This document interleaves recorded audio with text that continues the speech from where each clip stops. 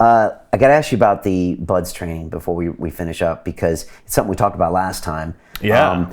I've also had Jocko Willink on Kokoro. Kokoro, who was the Navy SEAL. That's he kind of walked through the buds training and didn't really want to talk about that. Just as Jocko Willink, who's the Navy SEAL who was in the Battle of Ramadi. He's a very hardcore SEAL, but for him, the SEALs is more about buds. But for the outside people, we see buds.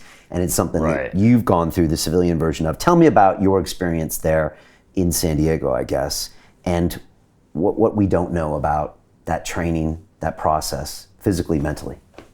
That training was designed to be a version of Hell Week for civilians who want to see what it's like, to spend 6 hours in the water in the middle of the night with wave after wave crashing on you as you hold arms with your teammates, shivering uncontrollably, who want to see what it's like to do a 24-hour night hike and then do the CrossFit workout Murph, but do it with a 50-pound pack on, who want to see what it's like to crawl through the desert for hours through thorns and surrounded by little tarantulas and scorpions, and stand up, sit down, lay down, stand up, over and over again until you're just covered with abrasions on your body from the sand and the rocks. And we talked about it a lot last time. I told the story about how during that particular Kokoro camp, they even brought us into a diner and force fed us pancakes for like an hour, and then had us do like backwards bear crawls and partner carries and sprints uphill until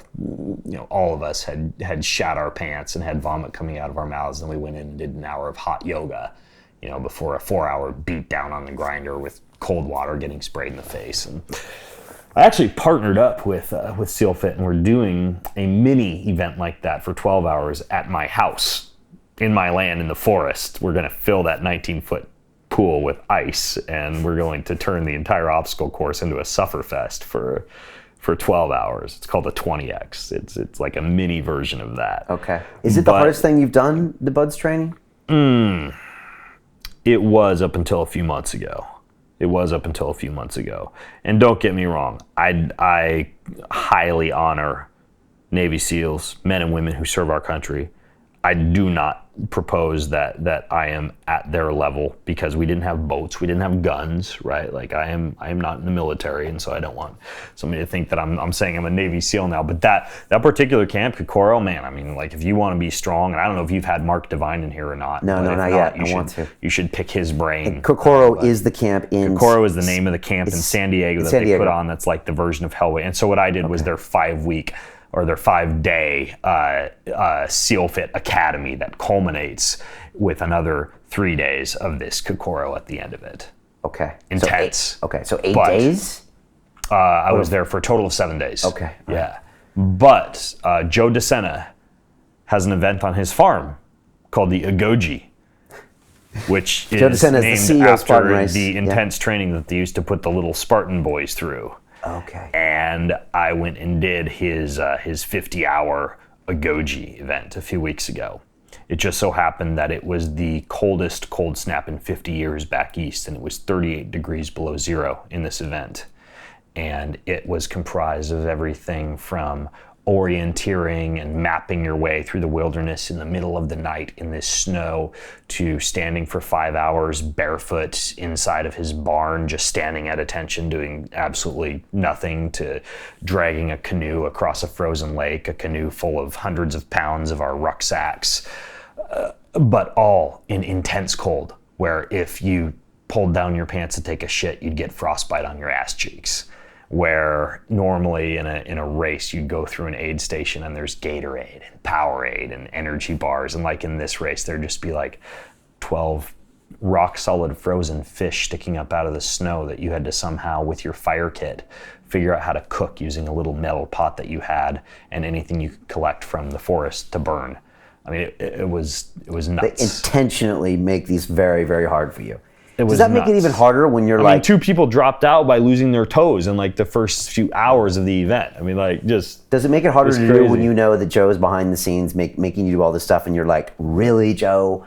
really, the fish, couldn't you at least give me this? I mean, nah, it was all staffed by military personnel, officers, people who were like, the cool thing about it was like, if you didn't know how to do something, I didn't know how to use an altimeter, for example, to go with my compass and my map to be able to follow the elevation charts on the maps where we were wayfinding our way to certain points. They taught me how to use my altimeters. Like, the staff is there to help you.